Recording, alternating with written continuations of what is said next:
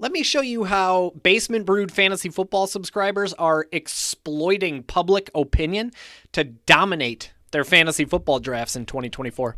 Now, as you can see here, it is currently my turn to pick in a best ball draft that I'm doing on drafters.com, which is where I play 100% of my best ball these days. You'll see that we are on pick 17 overall, that I've already selected Bijan Robinson with my first pick. And now I'm trying to make my second selection at 17 overall. And of course, I, just like every other Basement Brewed Fantasy Football subscriber, like to reference Basement Brewed Fantasy Football's draft guide. Now, I've already updated this version of the draft guide to reflect the current board, right? We've seen Christian McCaffrey, CeeDee Lamb, Justin Jefferson. We've seen all 16 of these players go off the board. I've already updated that, so this is live now in real time.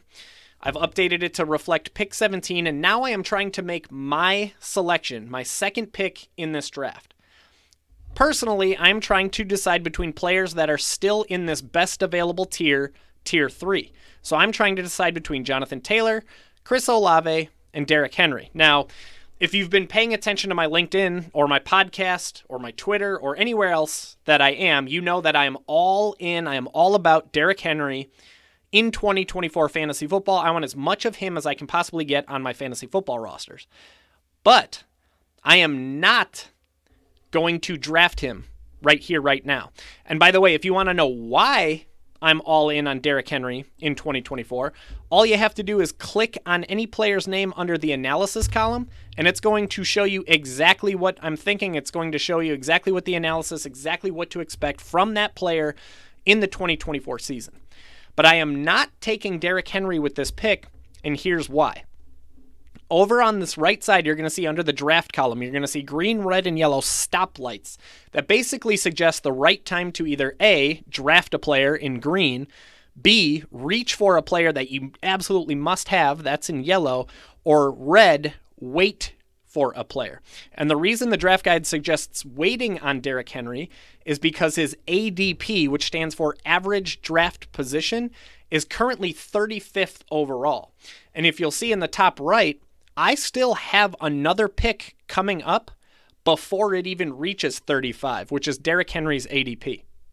Right, and you can see that on the drafters board as well. We're currently on 17. My next pick is 32, and according to ADP, average draft position, Derrick Henry doesn't go until pick 35. So I know that there's a very good chance that if I skip on Derrick Henry right here, I can still get him at 32. That leaves me with Jonathan Taylor and Chris Olave, because I'm going to roll the dice and hope that I can get Derrick Henry with my third round pick.